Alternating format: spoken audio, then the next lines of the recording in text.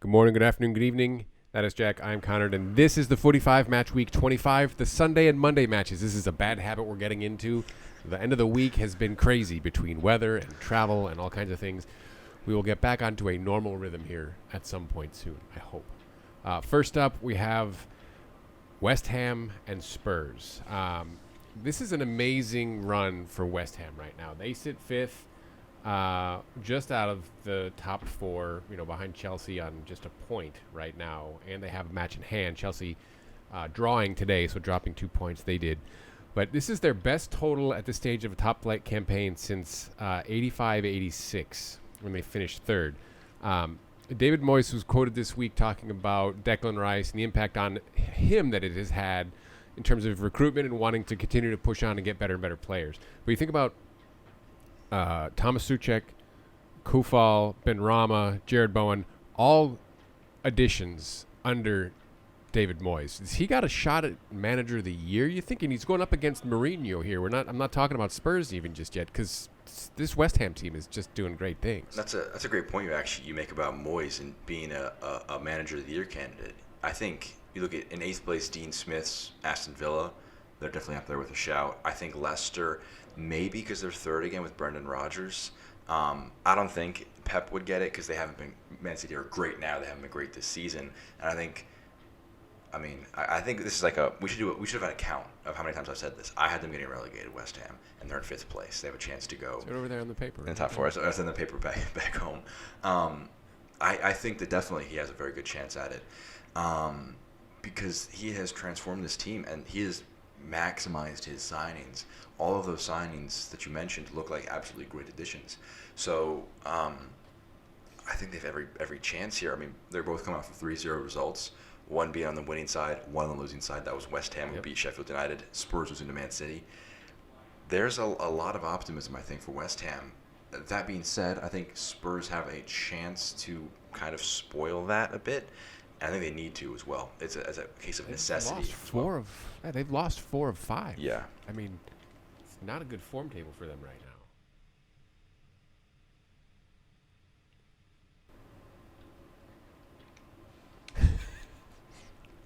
We'll edit that out. We're not editing that out. Not editing that out. 2.5 minutes. No, yeah, I agree with you on the form that they're just contrasting form charts. 4 losses for Spurs, as you mentioned. That's only matched by Liverpool and Southampton, who just drew today, as you mentioned as well.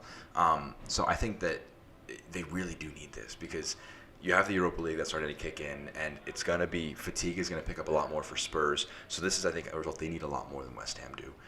That being said, West Ham getting the 3 points here would be just gigantic because Leicester have a tough game. The next one we're going to talk about, you'd go a point behind them, a point behind United, and you'd pass Chelsea. And at that point, I think you're serious. You're serious top 4 contenders if you get a win here.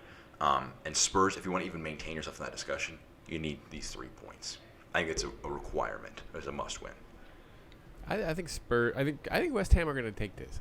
I really do. I think they're confident, but you wonder a club like that. It's like, hey, yeah, we're there. Oh, but we're playing. They see Jose Mourinho over there. They see Harry Kane. They see that Spurs side. They're like, ooh, we're playing Spurs. Maybe we're not that good.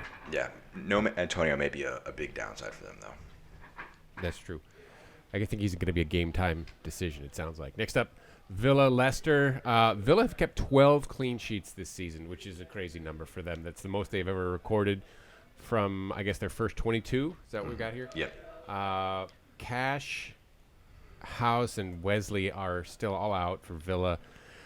Castagne, Pereira back for Leicester, at least available for selection. The knee operation on James Justin, he seems to be doing okay. Villa, 2 wins, a draw in their 5. Leicester, draw, loss, win, draw, win. Obviously coming off of the win over Liverpool, but everybody's beating Liverpool these days. Yeah. And then Villa coming off a 0-0 draw at Brighton. I think they would have wanted to get a result out of that. But again, this Villa club, they're 8th, and then you've got they're chasing Leicester. This is not, again. We thought they had a shot at the top half, but they're Manager of the Season candidate yet again. Exactly. Yeah, Justin losing him, it's just a devastating blow. He's really good for them this season. Castagne and Pereira, who hopefully being fit and available, is a big deal for them because it helps them with their wing play. This is going to be a great match, I think, because these are two sides that we talk about it every week. They're the mid-table sides that have just been very good this year. They're the reason why sides like Liverpool are struggling. Liverpool losing to Leicester last weekend after capitulating, allowing the 3 goals because Leicester were clinical and they were pretty good defensively. They stood strong in the face of a lot of pressure. And then Everton obviously beating Liverpool today in the Merseyside derby, which is not a sentence you say very often. First time in over 20 years that they've beat Liverpool at Anfield. Beat them at Anfield. Yeah. First time in your lifetime. It was 2 years before you were born that happened. First time in my lifetime. That's crazy to think about. But I think that this is a really important match for both teams because we're getting towards the business end. And yeah, a lot of teams are in surprising positions. We're like, oh, look at that. It's like a piano on top of a house. Like that's not supposed to be there. And you expect it's eventually going to come down. But the season ends in 14, 13 matches, depending on who you are. The season's coming to a close, as crazy as it is to say about how the seasons feel like it's just started almost at times. These teams could March soon. It's almost March. These teams could really solidify themselves in a good spot. And if you're Leicester City, you go 9 clear of Liverpool. You go 9 clear of Liverpool. That's a huge lead, and they blew a bigger one to Man United with around the same amount of games left last year. So they'll want to improve on that. But all you can do is just win your matches and put yourself in a good position because maybe a couple of pianos are on top of the Premier League house at the end of the season because they like West Ham, Leicester, maybe even Man United in the second, they could really have some surprises this season. Next up, Arsenal and Man City. No Partey, maybe Gundogan. That would be a real problem for Man City, no Gundogan, I would think, because he's been such a scoring threat for them. Ake, long-term outage for City. City have just won. They just keep winning. Like, they've got Champions League coming up this week. Be interesting to see how they do that. Meanwhile, Arsenal, they're a little shaky lately. You know, they're 2 wins in their last 5, the 2 losses. Coming off of that nutty game against Leeds where they conceded the 2 garbage goals to Leeds, but the 4-2 win. Meanwhile, City coming off of their 3-1 win at Everton. I don't see City losing this. I don't see City losing a game in their next few. I mean, Mönchengladbach in the Champions League, I don't see them. They're a good side in Germany. I don't think they're a threat to Man City, not because they're terrible, but because Man City are just so unbelievably good right now. And I think, I may have mentioned this in our recent Man City and Liverpool, I guess, look video a couple days ago we did. But they, from last year when they had the injury to Laporte, and they had a terrible season and ended up losing the title by about 18, 19 points, they improved.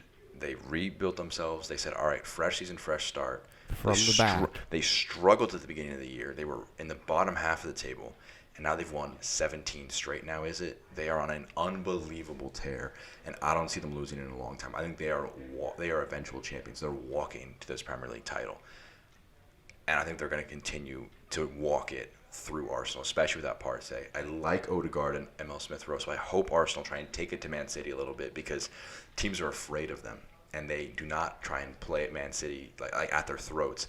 I would want to see some teams try that. And I think Arsenal have the ability to do that because they have some pretty good talent. And also, if you're Arsenal, you're in 10th place. You need to kind of get some of these results to kind of chase yourself back into the pack. Just go for it. I mean, if you lose to Man City 5-2 or if you have a 4-2 result on the losing end, I don't think anybody's looking at that and saying, wow, that was a terrible result. Just try and take it to Man City because, yes, they're good defensively, but there are still a few shaky flaws that they haven't ironed out yet. So I hope Arsenal take it to them, especially without Partey. But knowing Arteta, they're probably going to go with the strategy they had in the FA Cup last season, which was sit tight, compact, get them on the break. They won that time in the FA Cup, but it's tough to see that happening this today. City team is way better than Ruben Diaz is very good at the sport, very good. Next up, Man United, Newcastle. Look, Newcastle have got to figure this out. They've loss, win, right? 2-0 to Chelsea, and then they were wide open. When they open it up, they're okay, right? But I don't know that they're going to be able to do that against a United club. But right now, Newcastle are 3 points clear, game in hand, 3 points clear of Fulham, right? That gap is closing quickly. And if there's a club that's going to get out of that bottom 3, it's going to be Fulham, and I think it's going to be at the expense of Newcastle United. For their part, I never know what to expect from this Man United team. 3 draws, a loss, and a win in their last 5. Pogba, maybe. Jones, maybe. But Callum Wilson for Newcastle. That's a big loss. This like a 0-0 draw is what it feels like. Man United's form has been very shaky recently, and without Pogba, Fernandes has a great ability to. It's the mark of very good players. Just pick up a goal or an assist in a match where you don't play well. He has a great ability to do that. I believe he had the only goal in their draw to West Brom. Correct me if I'm wrong. And without Pogba, though, he definitely does play a bit worse because Pogba is a world-class player, and he is very, very good for this Man United team. So Newcastle have a chance, and after the win for Fulham over Sheffield United, as sad as it to say, I think Sheffield United and West Brom are staring relegation dead in the eyes because Fulham are a rejuvenated side. They've not lost in 4. They've got, That's 8 points in that time. And they're chasing Newcastle, Brighton, and Burnley down. And they're saying, you got to improve your form or we're going to bring you down into the championship. So that's the nightmare scenario for Newcastle, is not having sides below them and performing, but having one side really significantly improve because you're the bubble team. If one of them has a big burst of form, you're the one who slips down. So a draw would, I think, really do wonders for them to kind of curb this win-loss form that they've had. I can't see it happening, though. I see Man United taking these points because, especially after Liverpool dropping their points today, they're the best goal scorers in the league this season. I think they're only let down by their defense, and Newcastle are toothless in attack without Wilson. So I think that they take the points here. Next up, Brighton and Palace. Brighton, again, we talked about the Villa side of this, wanting to have gotten more out of that 0-0 draw with Brighton. Brighton probably pretty happy with that. 3 draws, 2 wins, their last 5, unbeaten 5. Palace, just being Palace, like 3 losses in their last 5, coming off the 3-0 loss. You give up 3 goals to Burnley, something is not going well. That is not a club that is free scoring. But Injuries hurt this team. This is Palace or Brighton? Palace, yeah. That's why I think Brighton have a really good chance here. They have no Lamptey. They need it. They do need it. You talk about the chasing pack. They got to pick up 3 here. Credit to them. No loss in their last 5, undefeated in their last 5 in the Premier League with 3 draws and 2 wins. So, I mean, they're performing pretty well, aren't they? I mean, they're saying that, all right, we're going to kind of kick it into gear because they've seen Fulham kicking it into gear themselves. And they said, all right, we got to match them and push ourselves forward. Only 1 point less in their last 5 than Fulham, which has kept about 4 points between them. So I think that Brighton will look at this as a match that they really would like to win because you would pass Palace because of the negative 15 goal difference, which is abysmal for defensively. Palace. They're defensively, Brighton have only conceded 30 goals. I mean, that's pretty good. I mean, that's better than Liverpool. It's Palace, better than Man United. 42. Palace has shipped 42. Yeah, Brighton that's the best defensive record out of anybody around them except for Arsenal, who have 25. That's a very good defensive team. A lot of that does come from Lamptey being a very good right back, but I think they gotta be looking at this one as points. Palace, though, I think they'll have. I don't think they're in a relegation battle, but with their injuries, we talk about with Liverpool all the time. The injuries mean you can't really compete as well. For Liverpool, the injuries will cause them to maybe miss the Champions League, be in Europa League next year, or not win the title, as they definitely will not win this year. For Palace, these injuries, and you lament them too much, and you perform too poorly, you'll be in the Championship next year. They're a relegation problem. That's a much bigger threat for your club as a foundation. So I think a draw would be great for Palace here. I think a win would be phenomenal for Brighton here. I think I'll pick a Brighton win. I think that's going to happen. I agree with that. I think that's what's going to end up happening. This is a Monday match, right? That is a Monday Brighton match. Palace? Yes. That'll be interesting. Well, that'll do it for us for our look at the mid-weekend matches. We will get back on normal schedule. Jack, Conrad, 45. Please do let us know what you think in the comments, and please do subscribe. Look for us on the Twitter at the 45. Take care now.